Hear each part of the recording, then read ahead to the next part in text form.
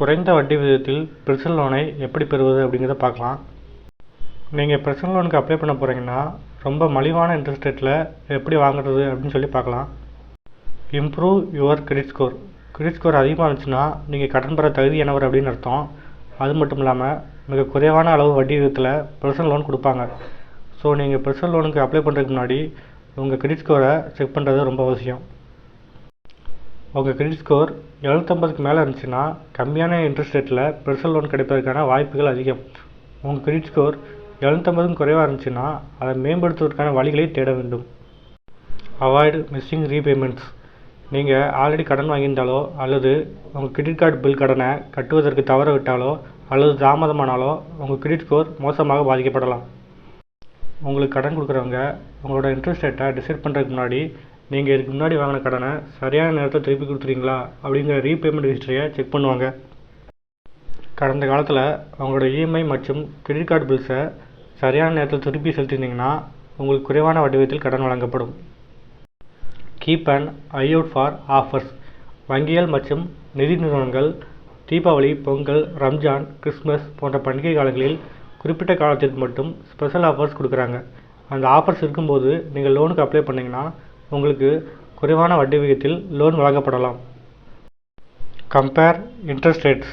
நீங்கள் பர்சனல் லோனுக்கு குறிப்பிட்ட பேங்க்கு அப்ளை பண்ணுறதுக்கு முன்னாடி பல்வேறு நிதி நிறுவனங்கள், எக்ஸாம்பிளுக்கு Bajaj finance, Shriram finance, PNB housing finance, Mahindra and Mahindra finance இந்த மாதிரி நிதி நிறுவனங்கள் மற்றும் பிற வங்கிகளில் இன்ட்ரெஸ்ட் ரேட்டை கம்பேர் பண்ணிங்கன்னா காம்படேட்டிவ் இன்ட்ரெஸ்ட் ரேட், அதாவது போட்டி வட்டி விகிதத்தில் மிக குறைவான வட்டியில் கடன் வழங்க இது உங்களுக்கு உதவும்.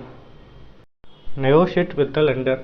நீங்கள் எந்த பேங்க்கில் லோன் அப்ளை பண்ண போகிறீங்களோ அந்த பேங்க்கில் இப்போ கரண்டில் கஸ்டமராக இருந்தீங்கன்னா, அதாவது அந்த பேங்க்கில் உங்களுக்கு அக்கௌண்ட் இருந்துச்சுன்னா அல்லது உங்களுக்கு கடன் கொடுக்குற அந்த நபரோட நல்ல ரிலேஷன்ஷிப் இருந்துச்சுன்னா அவங்களோட பேச்சுவார்த்தை நடத்துவதன் மூலம் குறைந்த வட்டி விகிதத்தை பெறலாம். இதை பேச்சுவார்த்தையோடு மட்டும் நிறுத்திக்கொள்ளாமல் அவங்கக்கிட்ட எழுத்துப்பூர்வமாக கையெழுத்து வாங்கிட்டீங்கன்னா ரொம்ப நல்லது. இப்போ நான் சொன்ன எல்லா பாயிண்ட்ஸுமே குறைவான வட்டி விகிதத்தை நமக்கு பெற்றுத்தர தீர்மானித்தாலும் வங்கிகள் மற்றும் நிதி நிறுவனங்களால் முதன்மையாக எடுத்துக்கொள்ளப்படும் காரணிகள் ஒன்று கிரெடிட் ஸ்கோர். இதனால் ஃபஸ்ட்டு உங்கள் கிரெடிட் ஸ்கோரை செக் பண்ணிக்கோங்க.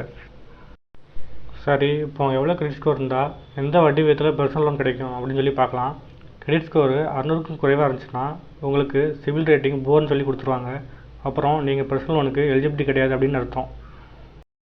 கிரெடிட் ஸ்கோர் 600 முதல் 750 வரைக்கும் இருந்துச்சுன்னா சிவில் ரேட்டிங் ஆவரேஜ் அப்படின்னு சொல்லி கொடுப்பாங்க. உங்கள் லோனை அப்ரூவ் பண்ணலாம், ஆனால் அதிகமான இன்ட்ரெஸ்ட் ரேட்டில் தான் லோன் கிடைக்கும். உங்கள் கிரெடிட் ஸ்கோர் 750க்கு மேலே இருந்துச்சுன்னா சிவில் ரேட்டிங் குட்னு சொல்லி கொடுப்பாங்க. இதில் நமக்கு கம்மியான இன்ட்ரெஸ்ட் ரேட்டில் லோன் கிடைக்கும்.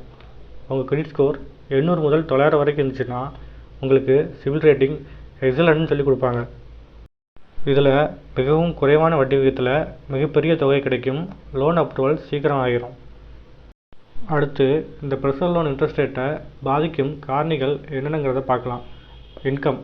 நமக்கு கடன் கொடுக்குறவங்க நமக்கு இன்ட்ரெஸ்ட் ரேட்டை டிசைட் பண்ணுறதுக்கு முன்னாடி நம்மளோட வருமானத்தை கணக்கில் எடுத்துப்பாங்க. இன்கம் அதிகமாக இருந்துச்சுன்னா அவங்களுக்கு ரிஸ்க் ரொம்ப கம்மி. இதனால் இன்ட்ரெஸ்ட் ரேட்டும் கம்மியாக தான் கொடுப்பாங்க. இன்கம் கம்மியாக இருந்துச்சுன்னா அவங்களுக்கு ரிஸ்க் அதிகம். அதனால் இன்ட்ரெஸ்ட் ரேட் அதிகமாக தான் கொடுப்பாங்க. அடுத்ததாக எம்ப்ளாயர் டீட்டெயில்ஸ். நீங்கள் ஒரு ரெப்யூட்டட் கம்பெனியில் ஒர்க் பண்ணிங்கன்னா வங்கி மற்றும் நிதி நிறுவனங்கள் உங்களுக்கு மிக குறைந்த வட்டியில் கடன் வழங்க வாய்ப்புள்ளது.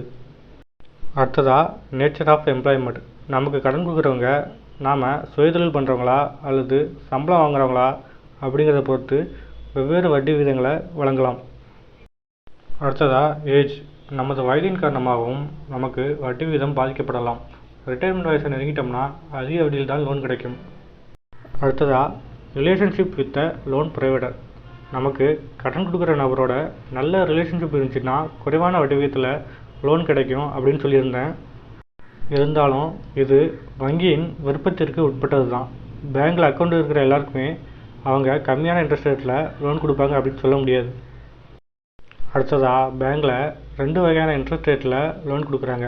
First fixed interest rate, second floater interest rate. இது ரெண்டுக்கும் உள்ள வேறுபாடு என்னன்னு சொல்லி பார்க்கலாம். ஃபிக்ஸட் இன்ட்ரெஸ்ட் ரேட்டில் வட்டி விகிதம் மாறாமல் இருக்கும். ஃப்ளோட்டர் இன்ட்ரெஸ்ட் ரேட்டில் மார்க்கெட்டோட ஃப்ளக்சுவேஷனை பொறுத்து வட்டி விகிதம் மாறும்.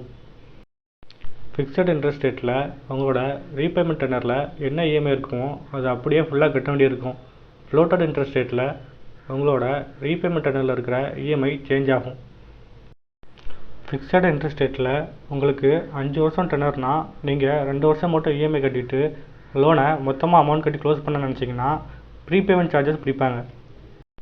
ஃப்ளோட்டட் இன்ட்ரெஸ்ட் ரேட்டில் ப்ரீபேமெண்ட் சார்ஜஸ் கிடையாது. ஃபிக்ஸட் இன்ட்ரெஸ்ட் ரேட் எம்சிஎல்ஆர் கூட லிங்க் ஆகிருக்காது. எம்சிஎல்ஆர் அப்படின்னா என்னென்னா marginal cost of funds based lending rate. Bank ஒரு பேஸ் ரேட் ஃபிக்ஸ் பண்ணியிருப்பாங்க. எக்ஸாம்பிளுக்கு 10% பேஸ் ரேட்னா அதுக்கு கம்மியான இன்ட்ரெஸ்ட்டில் லோன் கொடுக்க மாட்டாங்க. ஆனால் அதை விட அதிகமான இன்ட்ரெஸ்ட்டில் வேணால் லோன் கொடுப்பாங்க. இதனால் நமக்கு எந்த யூஸும் கிடையாது. ஃப்ளோட்டட் இன்ட்ரெஸ்ட் ரேட் எம்சிஎல்ஆர் கூட லிங்க் ஆகிருக்கும். இதனால் என்ன ஆகும்னா இப்போ பேங்க் ஆர்பிஐ கிட்ட தான் கடன் வாங்குவாங்க. ஆர்பிஐ மாதம் ரெப்போ ரேட் அனௌன்ஸ்மெண்ட் பண்ணுவாங்க. ரெப்போ ரேட் கம்மியாக இருக்கும்போது ஆர்பிஐ பேங்க்கு கம்மியான இன்ட்ரெஸ்ட்டில் லோன் கொடுப்பாங்க. அதனால் பேங்க்கு நமக்கு இன்ட்ரெஸ்ட்டை கம்மி பண்ணிடுவாங்க. இதே ரெப்போ ரேட் அதிகமாக இருக்கும்போது பேங்க்கு நம்மளோட இன்ட்ரெஸ்ட்டை அதிகமாக்கிடுவாங்க. அவ்வளோதான். Fixed interest rate, floated interest rate இது ரெண்டில் உங்களுக்கு எது பெஸ்ட்டாக இருக்குன்னு சொல்லி நீங்கள் தான் சூஸ் பண்ணிக்கணும். தேங்க்ஸ் ஃபார் வாட்சிங்.